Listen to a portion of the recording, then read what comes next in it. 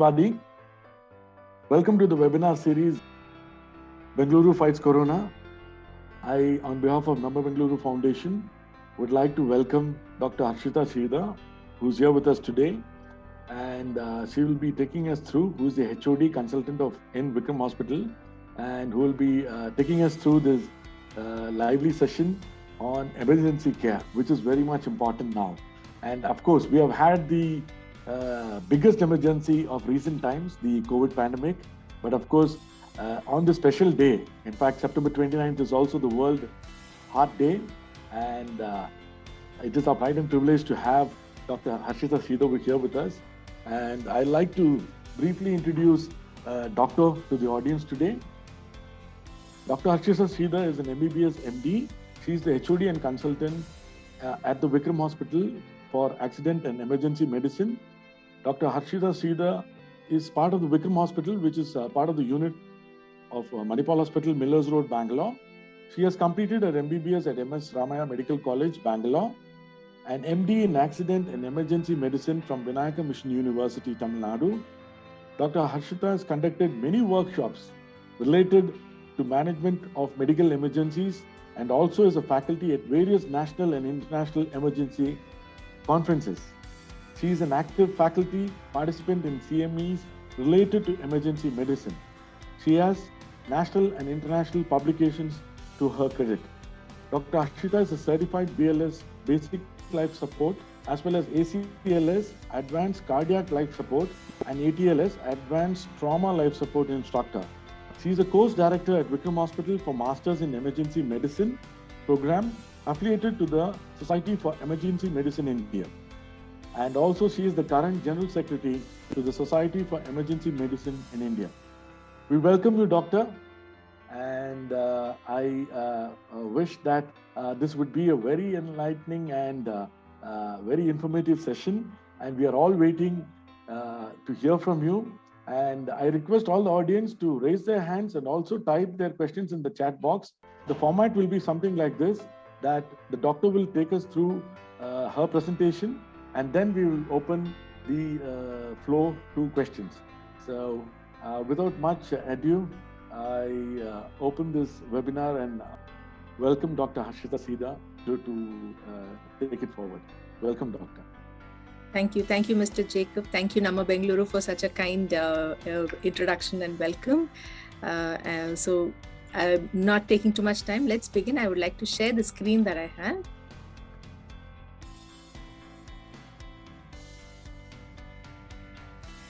So the topic that was chosen today was to understand your first response in a medical emergency. Once again, I'm Dr. Harshita Sridhar. I'm consultant emergency physician at Vikram Hospital. As now the entire news knows, we are a unit of Manipal Hospitals. We are at Millers Road, Bangalore.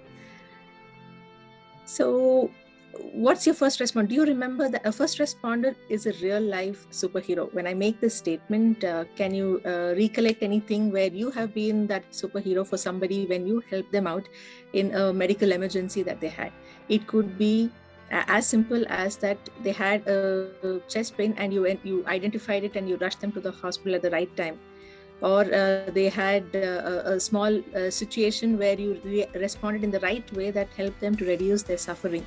And they come back to you after the situation and they come and tell you, thank you so much, you did such a brilliant job that I'm alive today because of you, or I'm doing better because of you. So these first responders are the real life superheroes is what I say. But what is important is your immediate response and your appropriate response. You do an immediate response, but you do not do an appropriate response. Again, it does not go in the direction that you really want them to go. So an immediate and appropriate response in a medical emergency can save life and can reduce suffering from comorbid conditions. So let's see what are these responses. Let's have a discussion. We could even debate over it, but let's see how it goes. So we're going to understand a few medical emergency responses. I have just put in a table here for a few. There are many, but I'm going to narrate a few of them now. So we begin with a case scenario. You're at a family event and you notice that your relative is uncomfortable and sweating. He complains of arm pain. Now, what do you think this could be? Anybody? A heart attack? Yes. So I'm just trying to see if any chat box has to be opened out. Yeah. So yes. Let me go back here. As rightly I stated, this could indicate a heart attack. So what does a heart attack mean? The heart is under an attack. The heart's blood circulation to the muscles is under a compromised condition. So the heart is trying to signal out, trying to say that, something, my blood circulation to my muscles are not good enough.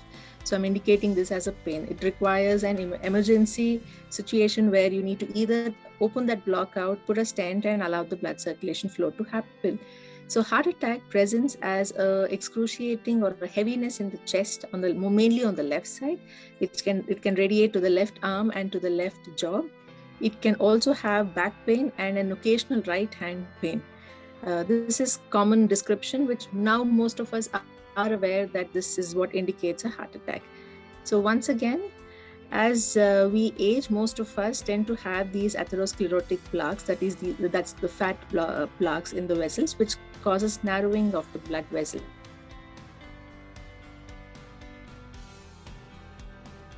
To get blocked.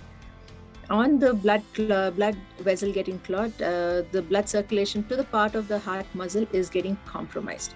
Now, as we know, the muscle of the body which never stops, it continuously works, is the cardiac muscle.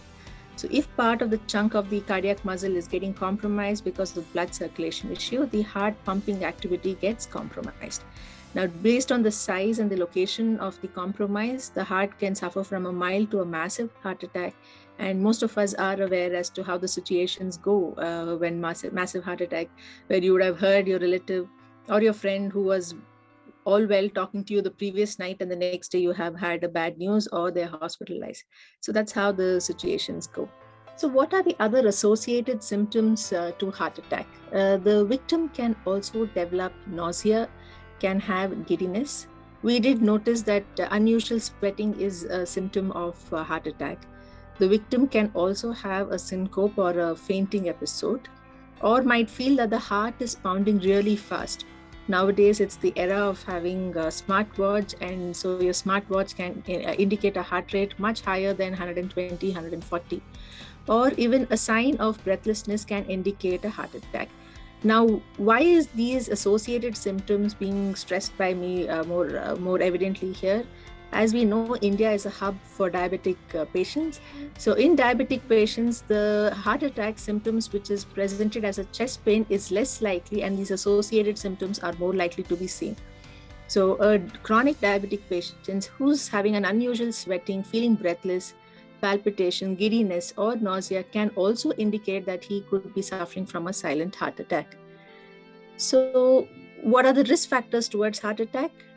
High cholesterol or triglyceride level, obesity. Now, when I talk about obesity, yes, I have indicated a picture of a person who looks definitely and obviously obese, but this is not just a person which most of us in India are appear to be lean enough, but to have truncal weight, huge tummies. Truncal weight are a higher risk for cardiac disease. So smoking, sedentary work. You might be very stressful. Homemakers to computer engineers who have stressful work, but at the end of the day, they don't have much physical activity, and sedentary activities can also increase the risk towards a heart disease. High blood pressure, high blood sugars or uncontrolled sugars, stress can indicate that you are risk towards a coronary heart diseases. So now there is a victim whom you have identified at your place that the person could be suffering from a heart attack. He's having an unusual sweating, he's complaining of an arm pain. What is that I can do? What is my immediate medical response? So in your first aid kit box at your house or at your workplace, if it contains an aspirin, a dissolvable aspirin or a chewable aspirin, give the aspirin immediately. Ask the victim to be at rest. Give him the aspirin, call for medical emergency quickly, and rush him to the hospital as early as possible. So here we understood that the heart muscles are suffering from ischemia. There is no blood circulation. So earlier we intervene, earlier we allow the blood circulation to improvise, the muscles of the heart get saved for the future. Tablets called sublingual sorbitrates. This help to reduce the chest pain, but they are not definitive treatment. So putting the tablet below the tongue and reducing the pain is only for symptomatic treatment, but they still mandate to be rushed to the hospital. Just because the pain comes under control, we should not be ignoring it. So this is the immediate and the right response.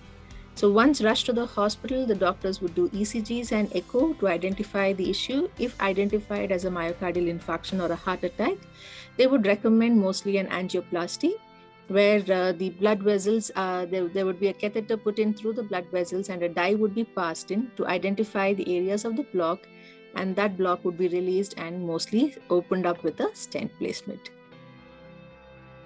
I'm going to the next scenario now, respiratory distresses.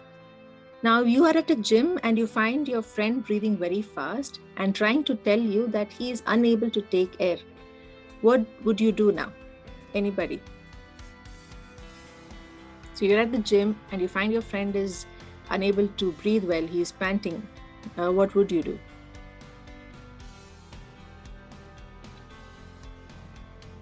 So for the question here, it says, how often would you suggest a blood pressure check and cholesterol check? If you're a hypertensive person and you're not getting a good blood pressure control, recommended to have your own BP apparatus at home and do a regular routine check, but at the same time, not be paranoid to be checking 3 times a day or get too concerned about it. It depends on how well controlled your sugars are, blood pressures are, and the cholesterol probably depending on how well controlled, 6 months to a year is good. Back to my question, what do you think this could be? I have another clue to this. You know that he is an asthmatic and he uses inhalers. So now what do you think this can be? This seems to be like a asthmatic attack or a wheeze attack, and the exercise has triggered this wheeze, and this person is unable to go back to his backpack and pick up his inhalers and take his puff because he's feeling too breathless and he's running short of air or oxygen. So asthma, as you all aware, the precipitating factors are commonly allergens. So Bangalore is filled with allergens.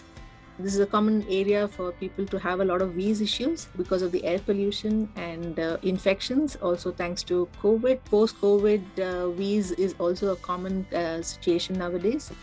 Cold weather, emotional stress, climate changes, cigarette smoking, even gastric regurgitation can induce wheeze attacks, and for few people, exercises trigger a wheeze.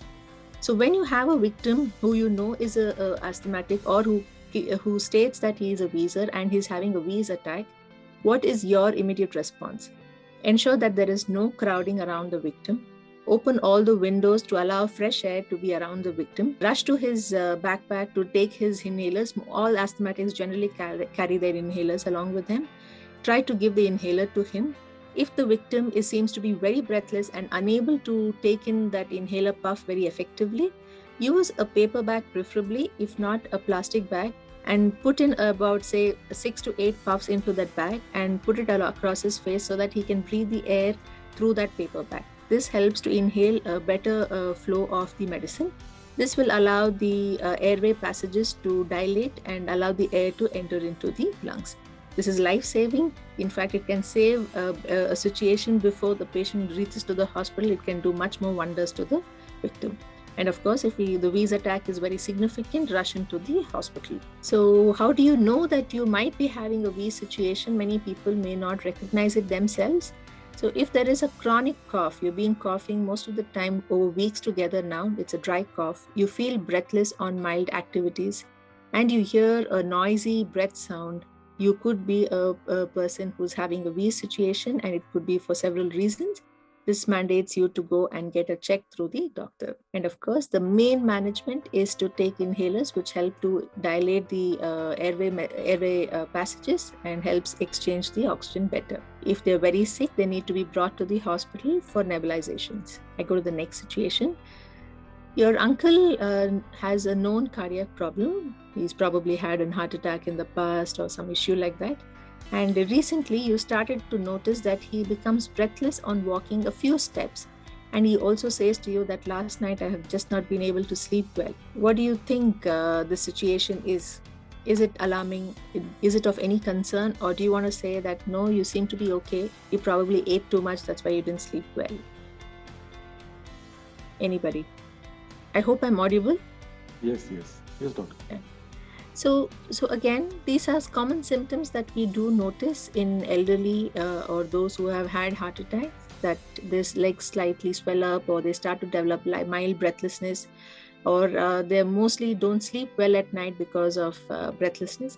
This could be because of one of the possible reasons are because of fluid accumulation in the lungs. This could happen because of a weak functioning heart. So such kind of symptoms, if identified, should not be ignored. So your medical response to this is to identify them and ensure that the patient is brought to the hospital for a checkup. Next scenario. You're with your wife on a romantic dinner date and you notice that a gentleman on the other side is choking. Now, how would you act in this situation? As you understand, choking is a foreign body or an object that is blocking your airway passage. Now, how many of us can close our nose, close our mouth, and stay put without breathing for how many seconds? I'm sure we won't be able to do more than a couple of seconds, to definitely not more than a minute. So now in such situations, how does a person who is actually choking feel? He has just a few seconds left where his airway passages are completely blocked and he's unable to breathe. And now he's trying to indicate he's unable to speak because the voice box is just at the opening, and that voice box is also blocked by the object, commonly by these food objects. And now he's unable to speak, he's unable to breathe, and he's struggling.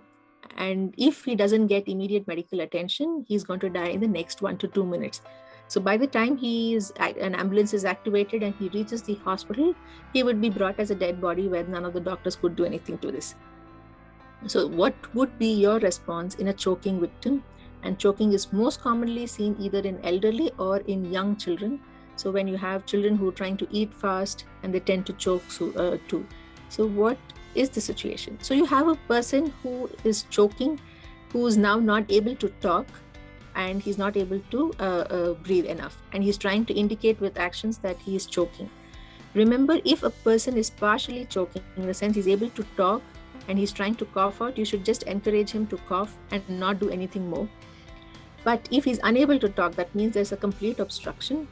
Then what is the technique that we could do? You stand behind the victim, grab him across, make a fist in your hand and just above the belly button. Again, you stand behind the victim, grabbing him from behind, make a fist, and above the belly button, you make an upward and an inward thrust. You push your wrist inside his body to create a pressure so that the pressure is good enough to expel the object out of the mouth.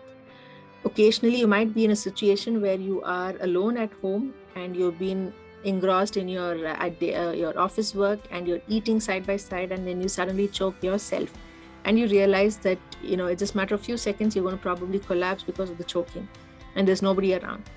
And when nobody is there to help you out with this, it is also recommended that you could try to create that pressure by bending across a chair and trying to give that inward pressure. Remember, these things are a painful procedures. They do induce pain, but it is life-saving. At that point of time, it is essential that the object is expelled out so that your airway passages are opened up. Once this has happened, you can come back to the hospital to get it checked because of this pressure if there is any other injuries. These injuries are definitely treatable, but if you do not treat the choking symptom at the appropriate action, the person would come in dead to the hospital. I hope this was clear here. I go into the next scenario here.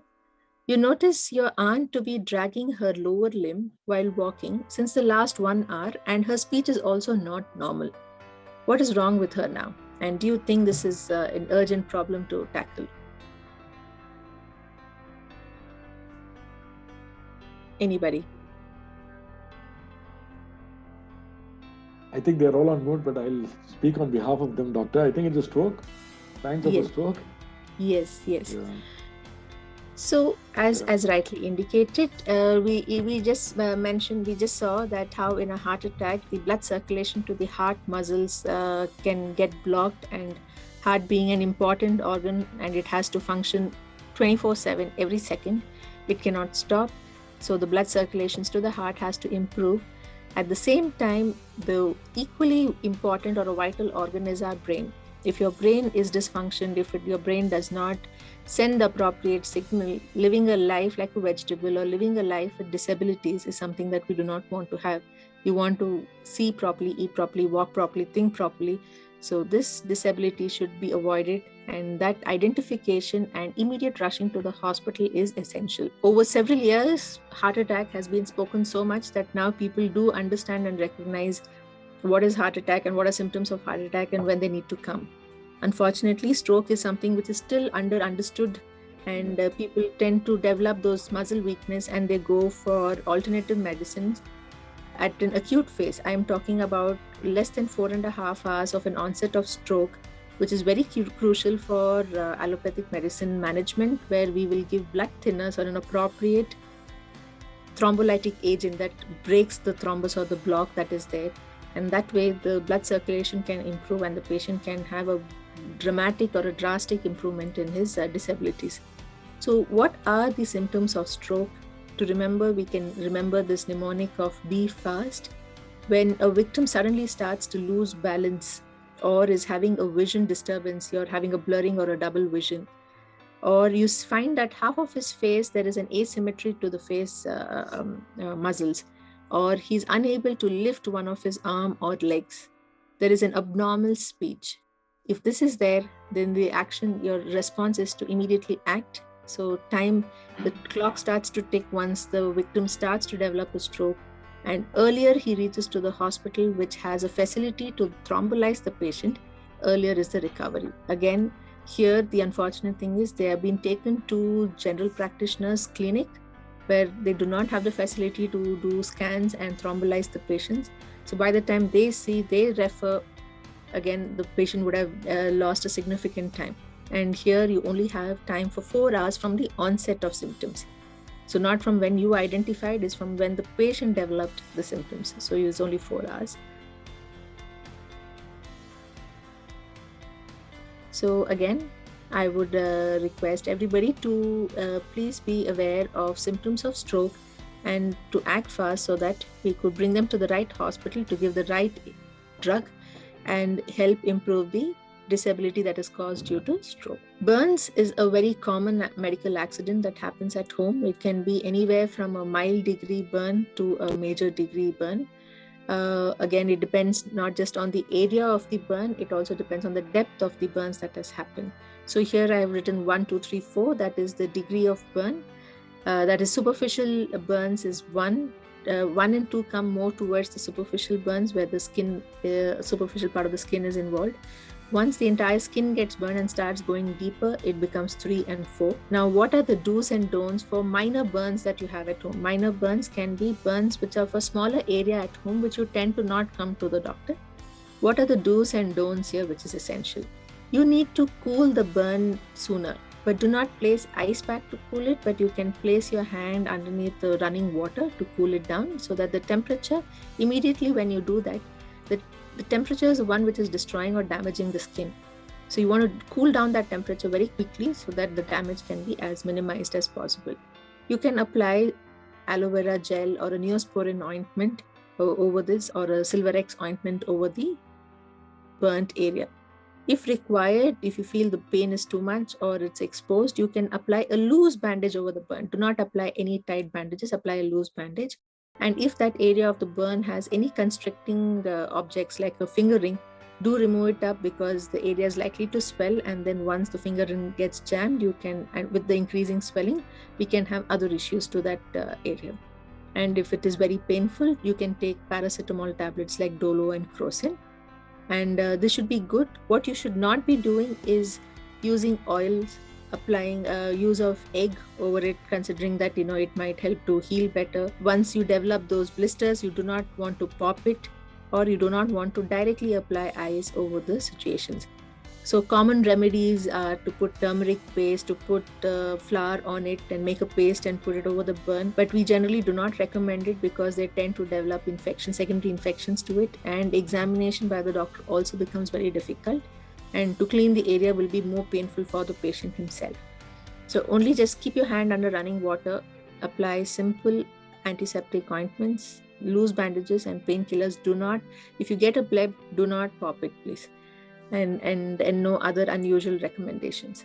But what happens if you're in a situation where you have a larger burning size? Now the clothes have caught on fire accidentally at home, or at a burning building, or you have a victim in front of you who's caught on fire. How do I help that victim out? You can take a blanket to exhaust the air out, so that you need to put a blanket across to cut the air contact with the skin. So to do that, if you want to put a blanket across a burning victim, you do not want to go right in front of him, because he is under panic, he is under stress, he would not realize, and he might come right running towards you to hold you on and also to harm you, not on purpose of course, but he's in his own anxiety state. So go behind the victim, stay behind the victim, and try to put the blanket from the back side onwards, or ask him to roll down, just roll on the bed, lie down on the floor and start rolling to cut the fire off. So few of the things how we can cut the fire, and once the fire is cut, he needs to be immediately rushed to the hospital. I know that in the center city, we do not really get to see snake bites, but you might be from the peripheries of Bangalore, where we still have some snakes, or you might go to holidays or some other towns where you might have situations where you might have had a victim who would have had a snake bite. Now, the first question is, how do you identify whether it's a poisonous snake or a non-poisonous snake? Do I need to panic for every snake bite? Is the biggest question here. Now, not everybody are well knowledgeable about which one is a poisonous snake or a non-poisonous snake, or somebody might start just describing you the snake and you're wondering whether, okay, this is a poisonous or a non-poisonous snake. So just a few heads up on how we could identify. A poisonous snake generally has a triangular head. Your flanks are present. The eyes of the snake, or the pupils of the snake, is elliptical. The anal plate, that is the tail of it, will have a single row. Here it's a single row, and eyes are elliptical, and the head is triangular in shape. And when there is a bite mark, you generally tend to see the flank marks. Whereas in non-poisonous snake, the head is more rounded. There are no flanks. Pupils are round, and in the anal plate, that's tail side, you see a double row. And the bite mark will have more of a row of small teeth. So this is a bit of a common, in a crude way to say whether the snake is a poisonous or a non-poisonous snake. However, what is my response to a victim who's had has had a snake bite? First is to calm the victim down, tell him not to panic, stay calm, stay cool, let him relax. And then you have to immobilize the limb. Immobilizing the limb is the most crucial, important first aid technique that as a first responder you need to do. This reduces the blood circulation flow from that bitten limb towards the central circulation. So immobilize the limb wherever is the bite mark. I have given a picture here where the bite mark is likely on the leg. So we have immobilized the leg. We've kept it still. He is not asked to move around. He will be shifted. The limb is immobilized. If the bite is to the hand, you immobilize the hand. Do not tie any tight tourniquet. Earlier concept is to tie a tight cloth or a twig above the area of the bite, so that the venom doesn't raise up into the circulation. Again, by doing so, you are also compromising the blood circulation to that limb. So when rushed to the hospital, the doctors have no choice but to release that tourniquet. On releasing it, we are probably going to do double the harm to that victim when we release the sudden gush of blood out of that limb. We cannot cut from the bitten site and try to extract any poison. That is not a practical possibility. So the native medicines tend to say that we make cuts over it and try to suck the blood out, or allow the chicken to come and suck the blood out. These are concepts which are not proven, and they are not effective, rather more harmful, as we waste more time and cause more infection to the victim's body. Is there any other native practices anybody wants to speak about in snake bite? Any messages on that? So I'll probably keep this to the last if anybody wants to speak about it. But once again, if there is a snake bite, ask the victim not to panic. Immobilize the limb so that the blood circulation movement in that limb is as minimal as possible. Do not suck the blood. Do not cut or apply anything there. Do not apply tight tourniquets over that area. Just a loose tourniquet just to immobilize that limb and shift him to the nearest hospital, which has anti-snake venom availability. This is the anti-snake venom serum, which will help to neutralize the poison that is there and helps the victim to recover from the snake bite symptom. Bee sting and scorpion stings, if this happens, where immobilize the limb once again. The immediate removal is important principle, and the method of how you remove it is not relevant, but remove the sting as early as you can. Wash that area with soap and water, and you can place ice packs for it to reduce the pain and the swelling. It also delays absorption, and bring them to the hospital. Anaphylaxis or an allergic reaction. So many of us are allergic to several food of late with products with preservatives and other things. Many of us are developing allergies. What's most important is when the allergies develop and the swelling happens around the areas of the face, that is the lip swelling and tongue swelling. If this is noted and this starts to increase in a very rapid phase, this can cause obstruction to the airway passage and a breathing issue. Again, this is most common in children who we're still not sure of identifying. So common is these nuts, peanuts can cause allergies to them. And when they come up with a lot of swelling on their face, and if they are not immediately treated, they can unfortunately succumb to the situation. So if you're a person who's generally allergic to a lot of things, or you have identified somebody having this severe allergic reaction where the face is starting to swell, it's early sign that your lip is starting to slightly even swell up. The first immediate treatment is to give any kind of an antihistamine that is available at home. Most commonly, we have cetirizine, Levocet, or an Allegra at home. Give an antihistamine to the person and rush them to the hospital even if you see the slightest of lip swelling.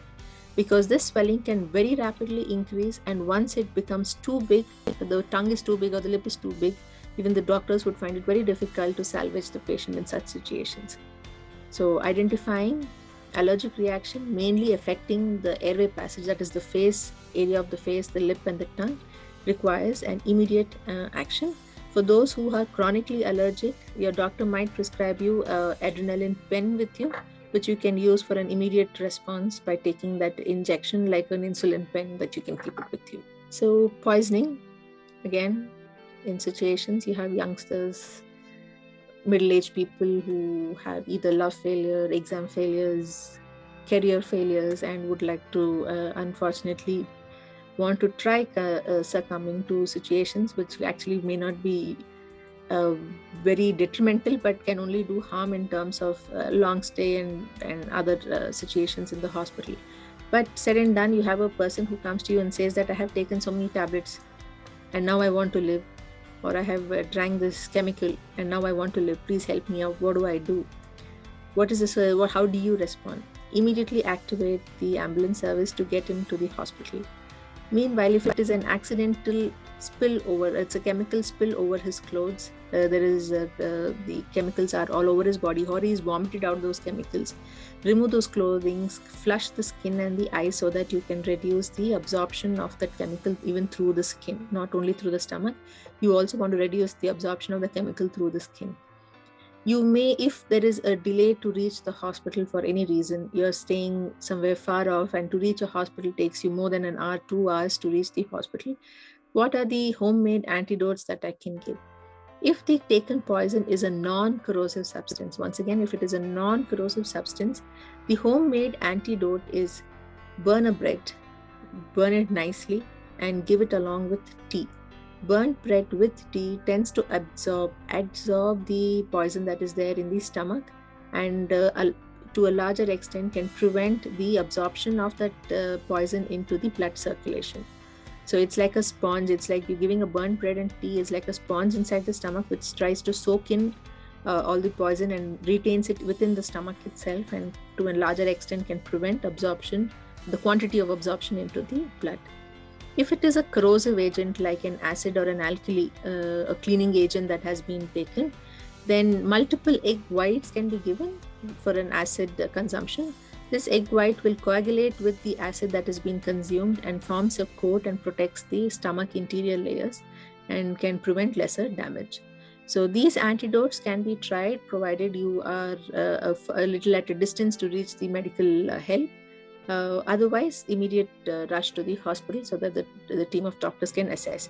When you bring these victims to the hospital, do get the poison that's been taken along with them so that the eye doctor can identify the substance better and can give the appropriate treatment. I have another scenario. You're at work and your colleague suddenly starts convulsing. He starts to throw a seizure. What should you do? So I have an image here. I would just give a few seconds for everybody to just know the image, to identify what everybody around this colleague who is seizing or who's having a convulsion, also called as a fit, what is everybody doing there? Could we all try to concentrate and see what everybody is trying to do there? So you see the lady at the head here is trying to give some cushion to the head so that the head does not hit to the floor and cause any head injury. You see the next man here who's watching his clock and trying to time the seizures. When did the seizures start? When is it likely going to stop? Here there is one more person who's right next to him who's trying to hold him and trying to stop him from seizing. He's holding him tight. But the lady beside him is trying to say, no, don't hold him down. Just let him be. Just take away all the sharp objects around him. Take out the objects that could injure him, but do not stop him from seizing. Here is another lady here who's trying to see if there's any help that they can offer. They're also calling in for the hospital. You could do that. So nobody here is trying to force the victim from seizing. Nobody is trying to forcefully put any object in their mouth or to their hand. So again, a common myth: if somebody is seizing, they tend to go search for a metal object and try to give it to their hand or try to forcefully put it into their mouth. Or while a person is having a seizure, they tend to bite their tongue and the tongue starts to bleed. To avoid that, they try to forcefully open their mouth and try to put in a cloth into their mouth. All these should not be attempted. These are the wrong methodology to treat. You're doing more harm to the victim. As you can see, the correct way to handle a person who is actively seizing is to put him flat on the floor, turn him to the corner, turn him to any side, either right or the left side. This way, the pulling of the saliva that is happening can be flushed out instead of aspirating into the lung. No forcing to stop the seizures. No need to put any key or any object in his mouth. Allow the fresh air. Time the seizures. Note for how long is the seizures, and then call for immediate medical attention for the person. Here he's also loosening any tight clothing and turning him onto the side. So why do seizures happen? This is an abnormal electrical activity that is happening in the brain, which suddenly triggers all the muscles in the body to start contracting and relaxing. So that's how you have those shaky movements in a seizing patient. When this happens, the brain generally or most of the time tends to control on its own. Very rarely this goes into what is called as a status epilepticus, where the seizure is very continuous. So the myth of giving a key, by the time you find a key and come and put it into his hand and he closes it, the brain automatically would have controlled it on its own. So we feel that by giving it, there is some electrical activity that has passed out, and that's why it has ceased. The seizures have stopped. So that's a myth again. So ensure that any tight clothing is loosened, turn to the side, give him some fresh air, allow the seizures to stop on its own, make a note of the seizure timing, and once he's off the seizures, he might be slightly confused for some time. Do not offer to give him too much water to drink, as he might likely to vomit it. Get the ambulance and rush him to the hospital urgently. Your colleague is a known diabetic and he uses insulin. You had an important meeting in the morning and your colleague was presenting.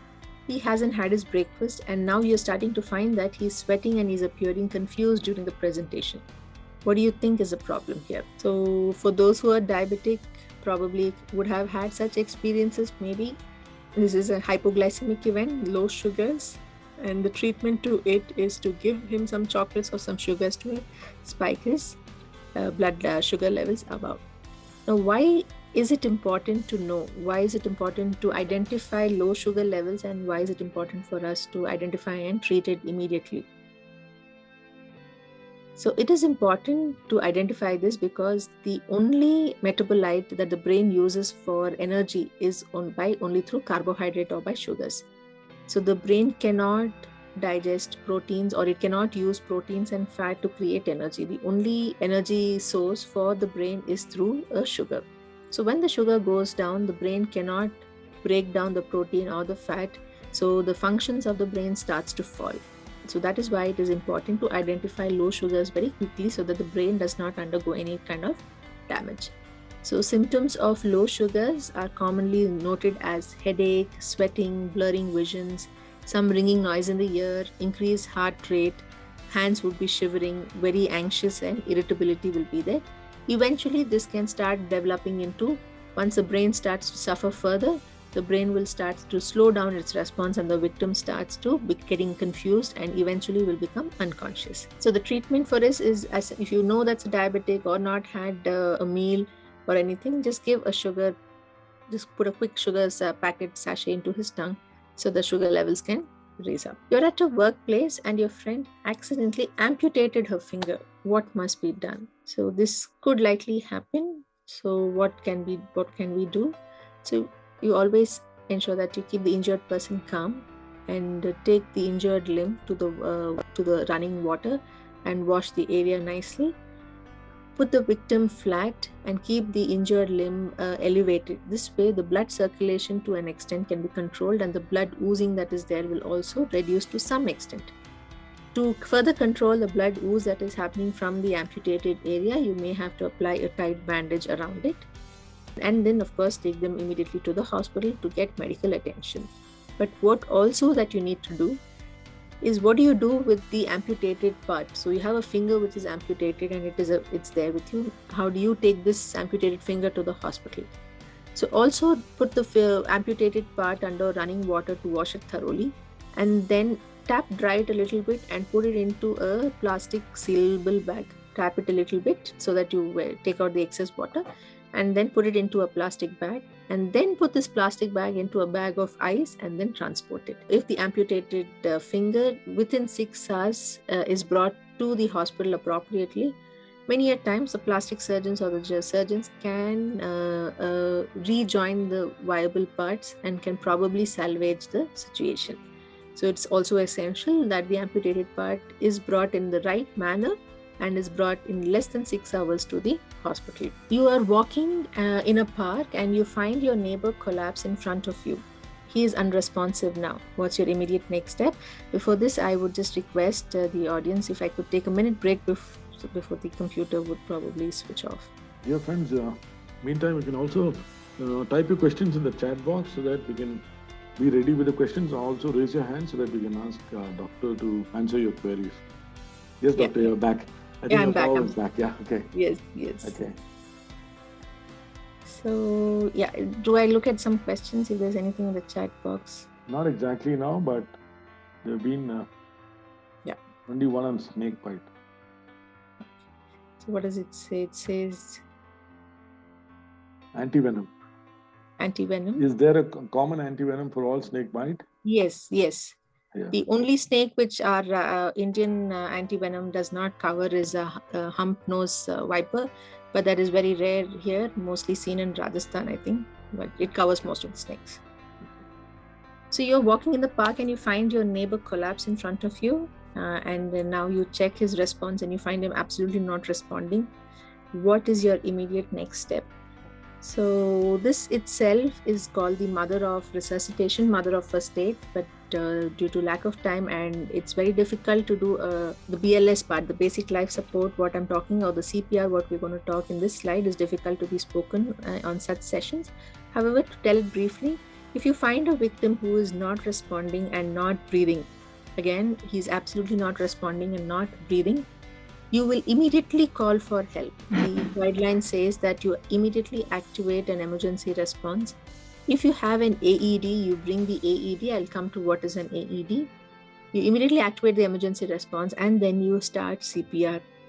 Now, very briefly, what is CPR? It is cardiopulmonary resuscitation. You're trying to resuscitate the heart by artificially pumping it from the external and allowing the blood circulation to be maintained to the brain.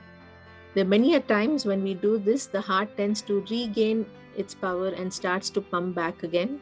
So till then, the brain should not suffer from any lack of blood circulation. So you artificially compress on the outside to allow the blood circulation to maintain while the heart tends to pump back on its own. And this, in witnessed cardiac arrest, if you do a good quality CPR, many of them have a higher chances of survival, close to 70%.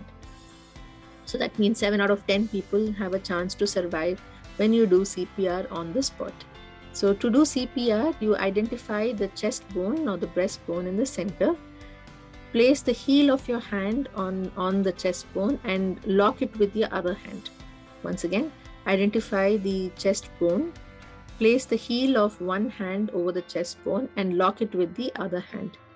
Now maintain a perpendicular angle with your wrist, elbow, and shoulder joint being straight and through the hip acting as a fulcrum. Put your body weight pressure on the victim and compress the chest. Compress as hard as you can and as fast as you can. This is chest compression technique. We are not talking about the breathing techniques here because of the COVID situations. Many of us find it unsafe to give mouth-to-mouth respiration. So we are only talking about hands-on compression. So you find a victim who is unresponsive, not breathing, immediately activate the emergency response team, that is the ambulance or the medical team, and initiate your CPR. To start CPR as only chest compression, identify the chest bone, place the heel of one hand, lock it with the other hand, stay 90 degrees to the victim, and compress as fast as you can and as deep as you can, about 2 to 2.5 inches of depth, that is you have to compress. I spoke about something called as an AED. AED is an automatic external defibrillator. This will be seen in many 5-star hotels, in the airports, in the railway station, you find it, but this is something in the future that has to be more easily available everywhere. This is a self-automated machine. It will give you the instructions. You just have to look at the images and follow the instructions and place it. If the victim has a shockable rhythm, it provides shock. So most of the movies we have seen how the heroes are brought in dead to the hospital and the doctor gives the shock and the hero is alive again. So this is where we play that heroic situation by doing the appropriate CPR. And if you have an AED available, attach the AED as early as possible so that you can follow the instructions and give the appropriate treatment, and the heart can start to pump again and the person can live again. And yes, there is a 70% chance if you identify this at the right time and do the right things. So I spoke a lot of it. I just have a slide here which says that in case of any medical emergencies, you can store this number and call Vikram Hospital for it. And I'm open to any questions and discussion now. Thank you, doctor. Yeah, we're open for questions. So I think, there's one question in the chat box. Does Ayurveda or homeopathy actually work? Yes, they do work. I do believe in both the medicines. And of course, Ayurveda is something that the Indian doctors have created, and it does have a lot of value. But I'm a person who practices allopathy, so I can only talk about allopathy here. But personally, yes, I think it does work, but it depends on different medical conditions and what is the logic, scientific answers to each diseases. I think we have a question from Mr. Raghu. Mr. Raghu, you can unmute and ask your question, please. Yeah. All right. Doctor, thank you very much for your informative talk. But so what I find is our awareness of identifying heart attack particularly has not rise to the expected level because of several factors. Yes, sir. Reason being that they're all confusing. They're all, you simply don't anticipate that such a kind of symptoms maybe, symptom is because of heart attack. Okay, they mimic other symptoms, they mimic other diseases, other what I'm trying to ask you is there a single distinguishable symptom which you can pinpoint and then say, look, if you see this is because of heart attack? One, I would say, for the only answer to that is probably the instinct of the patient himself.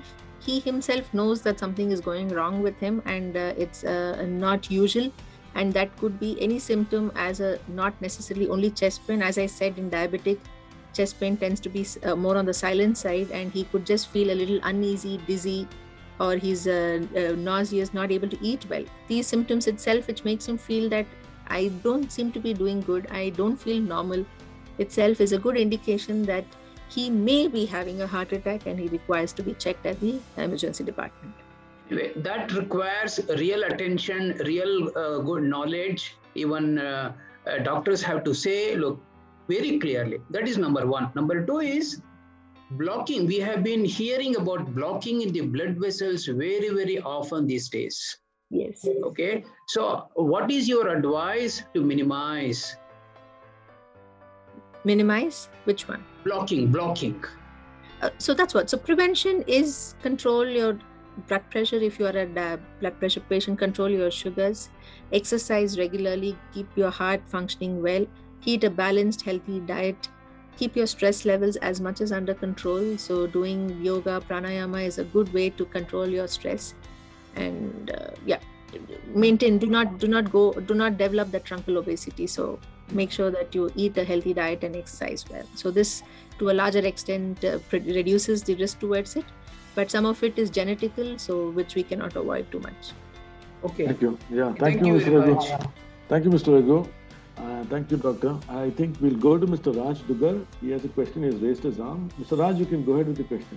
Yeah, thanks, Vinod. And hi, Dr. Harshita. I'm happy that I attended today's program, and thank you so much for covering such a wide range of, I would say, subjects, because although it all comes under one subject. I have seen you in action in Vikram Hospital. You may not remember. I stay close by. I had a particular point to make that this, whatever you speak here is quite theoretical, in the sense that for example, CPR, you might explain so well, but until I do it on a mannequin or something, it's very difficult to do it practically when the need arises. And I actually had such an occasion, and that's why I'm requesting, do you have any kind of practical, course or class in your hospital for interested people? So definitely we can have this, if I have a good public response, we can do it as a session together. But as part of the Emergency Medicine Society, we actually do conduct these programs where we go to places where they invite us. If they want their office people to be trained or their apartment people to be trained, we can go there. Or I can also be part of Vikram Hospital and I can come and do that too. Thank you so much. Thank you. Yeah. Thank you, Mr. Raj. And thank you, Doctor. I think we have the next question from Mr. Sunil Shankar. Sunil, you can unmute yourself. Thanks, Jacob, for this, and thank you, ma'am, for taking time out from your busy schedule. And ma'am, my question, there are two questions actually. In the COVID situation that you have seen in the last 18 months, how has your how has your team attended injuries or any of these emergency situations? Because first is that you want to know whether the patient is COVID positive, or would you just attend to them? Whether could it be a heart attack? Could it be a stroke? How does it team determine that? I had to state here the COVID virus itself can induce. Is a risk factor towards a heart disease on its own.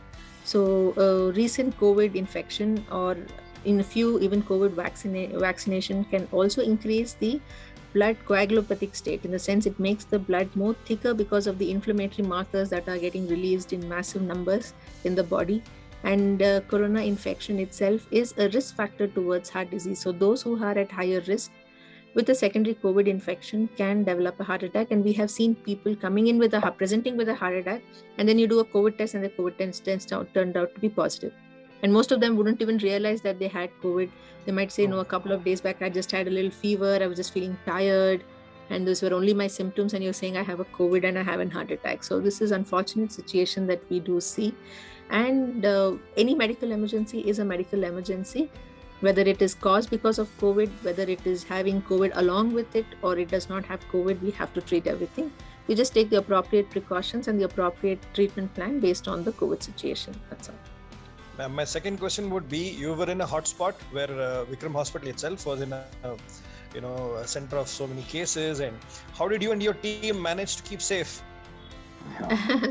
Once we are on the go, we have to just keep going, so you cannot think too much. And of course, appropriate PPE measures, washing hand techniques, and face masks, which you do not release it at all means, is how you protect yourself. But most of us have got infected and recovered. Thank you, ma'am. Thank you, Sunil. Thank you very much. Thank you, Doctor. I know you're all the health warriors. I think you've gone through in this pandemic, and we really appreciate for you being there in the front line and supporting all of us. And I think there was another question in the chat box. Chat box, yes. I think we'll go through the chat box. What about the gastric symptom? Does it mimic a stroke or a heart attack, or how do you differentiate between gastric symptom and a real stroke and a heart attack? Yeah, so that's always been a major query. So those who generally are diabetic can have just a burning sensation in the chest and can come considering taking it as a gastric symptom, but actually ends up being a heart issue. However, it's not mandated that all diabetics must present like this, and a non-diabetic can also present with a significant burn. It's a little on the border. We need to ask associated symptoms, and whenever there is a higher risk factor, that is age and other risk factors, it's always good to take an ECG and confirm that you do not have a heart issue. Yeah, thank you, doctor. I think we have come to the end. I don't see any other questions in the chat box that we can actually look at.